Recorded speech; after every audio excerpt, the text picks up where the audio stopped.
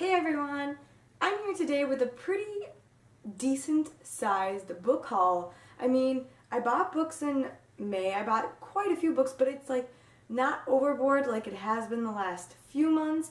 And since I think I bought these books at the beginning of May, and since then I really haven't bought any books, and actually a majority of these books were kind of gifts from my mom for one, getting through finals, and two, because I had a really rough patch during the end of April and the beginning of May, and she bought me some books to like help me make me feel better.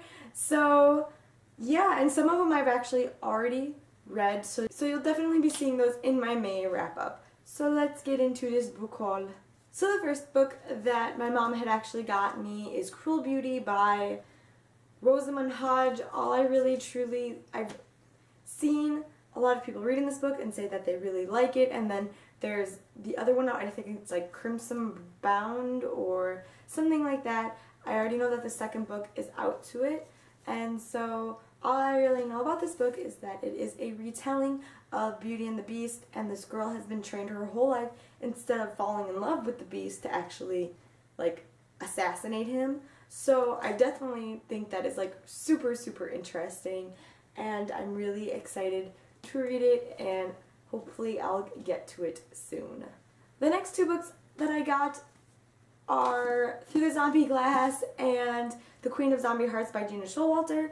This is the second and the third book to the White Rabbit Chronicles, or Alice in Zombieland, and I have read every single one of these. I literally I think I bought this one, and then my mom bought the Queen of Zombie Hearts for me, and so I've like read them straight through, and guys, this series, I cannot recommend it more, but I will recommend that in my May wrap up and my book reviews for these books, but they are so good. Alice is a 16 or 17-year-old girl, and she believes that her father's crazy because he keeps seeing these monsters that none of the rest of her family sees, and then her parents and her little sister are killed in a car accident because she had requested something from her father that's estranged, and then she starts actually seeing these monsters that her father sees, and she realizes that they are real,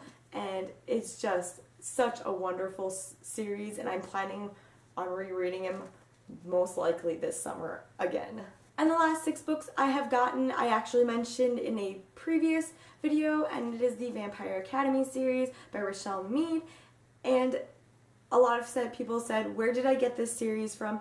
I actually got it at my local bookstore, a used bookstore, and I walked in right at the right time because his family just came in with like bags full of books that they were getting rid of. And so while I was browsing, I saw behind his desk were stacks of books, and one of them that caught my eye was actually the last book, and I went up and I asked him, is the whole, like, that series right there, is the whole thing there? And he's like, yeah, I think so. And I looked at him and I'm like, how much do you want these for, the whole series? And he said, how does $18 sound? And I'm like, hell yeah, I want them for $18. So I have Vampire Academy, the second and third book, Frostbite and Shadow Kiss, the fourth and the fifth, Blood Promise and Spiritbound, and then the last book that I bought is The Last Sacrifice. The next book that I had gotten is The Kiss of Deception by Mary E. Pearson.